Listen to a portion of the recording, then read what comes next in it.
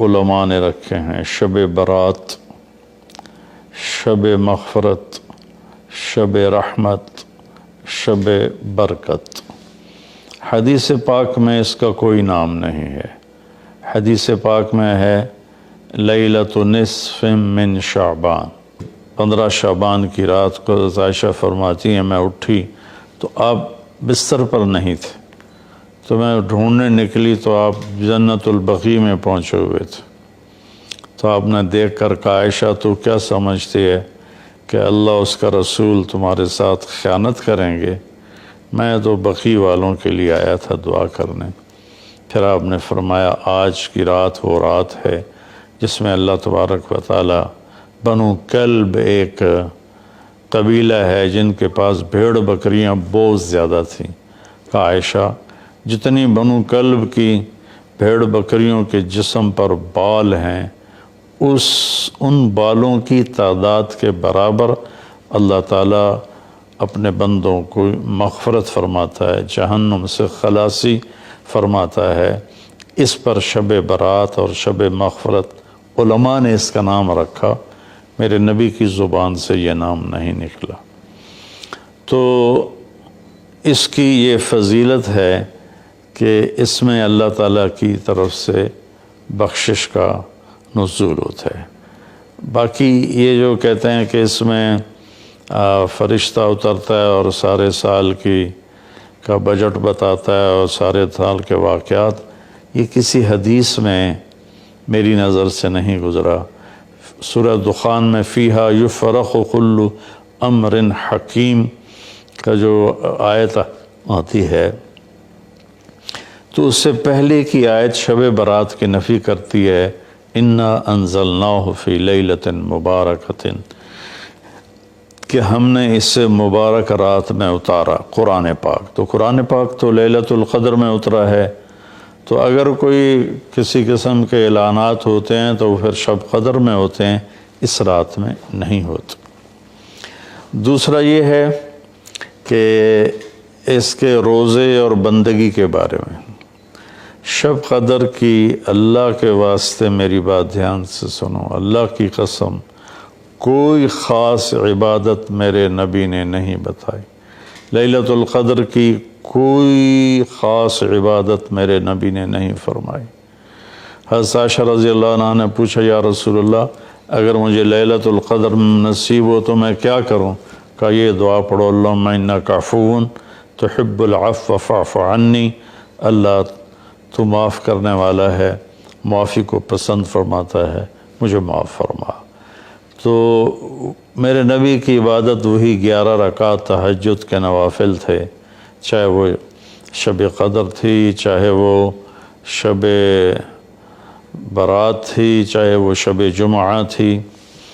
تو اب اس کے نام پر لوگوں نے کیا کیا خرافہ، چونکہ ہم قرآن اور حدیث سے نہیں جڑے، کتابیں لکھی ہوئی ہیں، کس نے لکھی، اس کی سند کیا ہے، اس کی تمیز ہی کوئی نہیں ہے، تو وہ پھر بہت ہی زیادہ 4 رکعت پڑھو، پہلی رکعت میں یہ پڑھو، دوسری میں یہ پڑھو، تیسری میں یہ، چوتھی میں یہ سب بدعات ہیں، ان کا کوئی تعلق نہیں میرے نبی کے کسی بھی فرمان سے۔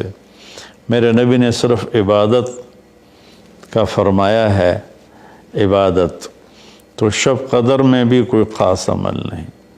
اور دوسری بات یہ کہ اگر آپ نے عبادت کرنی ہے تو مسجد نہیں گھر، مسجد نہیں گھر، مسجد نہیں گھر۔ میرے نبی نفلی بندگی گھر میں ادا فرماتے تھے۔ اب شب برات میں صلاۃ تسبیح کی جماعت ہو رہی ہوتی ہے، یہ کتنی بڑی نادانی کی بات ہے۔ نفلوں کی تو جماعت ہی نہیں ہوتی، تو یہ صلاۃ تسبیح کی جماعت کروا رہے ہوتے ہیں۔ تو میرے بھائی بہنوں، اس رات میں کوئی بندگی عبادت مخصوص نہیں۔ ہاں آپ تہجد کے نوافل پڑھیں، ساری رات پڑھیں، آپ قرآن کی تلاوت کریں، ساری رات کریں، آپ اللہ کا ذکر فرمائیں، ساری رات فرمائیں، آپ دعا مانگیں چاہے ساری رات مانگیں، یہ مخصوص اعمال یہ ہیں: نماز، تلاوت، ذکر اور دعا، اور آنسوؤں کے ساتھ۔ اپنی کھیتی کو پانی نہ لگے تو سوکھ جاتی ہے، ایسے ہی دل میں بھی ایک کھیتی آباد ہے ایمان کی، اسے آنسوؤں کے چند قطرے ہی سمندر کی طرح سیراب کر دیتے ہیں۔ تو آنسوؤں کے ساتھ نہ ہو تو کم از کم رونے والی کیفیت ہو۔ تو یہ تو اتنا سا شب برات ہے۔ روزے کے بارے میں جو ابن ماجہ کی روایت ہے، قوموا لیلہا وصوموا شہرہا، یہ روایت بہت شدید ضعیف ہے، اور علامہ البانی رحمۃ اللہ علیہ نے اس کو موضوع قرار دیا ہے۔ تو اس میں روزہ اس نیت سے رکھنا کہ میرے نبی کی سنت ہے، یہ غلط ہے، اس طرح یہ بدعت بن جائے گا۔ کوئی ویسے نفلی روزہ اس رات میں رکھنا چاہتا ہے مستحب سمجھ کے، نفل سمجھ کے، وہ میرے خیال میں اس میں کوئی قباحت نہیں ہے، لیکن سنت سمجھ کے اگر وہ رکھنا چاہتا ہے تو یہ بات صحیح نہیں ہے، چونکہ روزے والی روایت بالکل قابل اعتبار، قابل حجت نہیں ہے۔ اس میں تمام محدثین کا اتفاق ہے کہ یہ روایت شدید ضعیف ہے، اور شدید ضعیف سے استدلال نہیں ہوتا، اس کو حجت نہیں بنایا جاتا۔ کمزور اس کا ضعف اتنا شدید نہ ہو اور کئی حدیثیں جمع ہو جائیں تو پھر اس میں ایک طاقت آ جاتی ہے۔ تو اپنے آپ کو جوڑو اللہ کے قرآن کے ساتھ، اللہ کے نبی کی حدیث کے ساتھ۔ صحیح حدیث آپ کا ماخذ ہوگا تو آپ کو آسانی ہوگی کرنے میں۔ تو اصل میں عبادات میں اعتدال ہے۔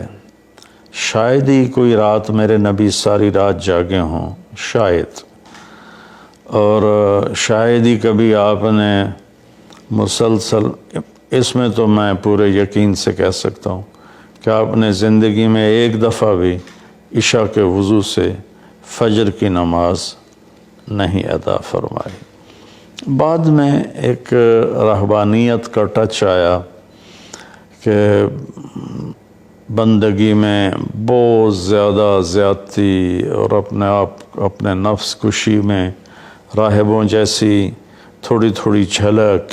نبی کی زندگی پڑھو آپ کو پتہ چلے گا زندگی ہے کیا، قرآن پڑھو آپ کو پتہ چلے گا اللہ چاہتا کیا ہے۔ اللہ تعالیٰ اس رات کی رحمتیں برکتیں ہمیں نصیب فرمائے۔ اصل میں اللہ نے بخشش کے بہانے رکھے ہیں۔ کوئی شرابی ہے، کوئی زانی ہے، کوئی قاتل ہے، کوئی ماں باپ کا نافرمان ہے، کوئی مشرک ہے، کوئی متکبر ہے، کوئی سود خور ہے، کوئی رشوت خور ہے۔ ایک دفعہ آج کہہ دے، کل کی رات ہے کہہ دے گا کہ یا اللہ میری توبہ، تو اللہ کی قسم اگر اس کے گناہ زمین سے لے کر آسمان کی چھت تک بھی ہوں گے نا، تو ایک آدھے بول پر یا اللہ معاف کر، اللہ سارے معاف فرما دے۔ سبحان اللہ۔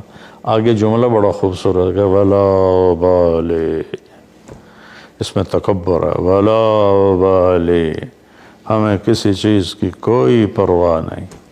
تو کسی نافرمان کو حقیر نہ جانو، اور کبھی اپنی نیکی پہ تکبر نہ کرو۔ اور ایک جرم اور بھی ہے جو میں کہتے 30 سال ہو گئے، فرقہ واریت سے توبہ کرو۔ اپنے فرقے پہ جمے رہو، لیکن دوسروں سے نفرت، سلام بھی نہ کرنا، جنازہ بھی نہ پڑھنا، حرم شریف میں جا کر بھی نمازیں نہ پڑھنا۔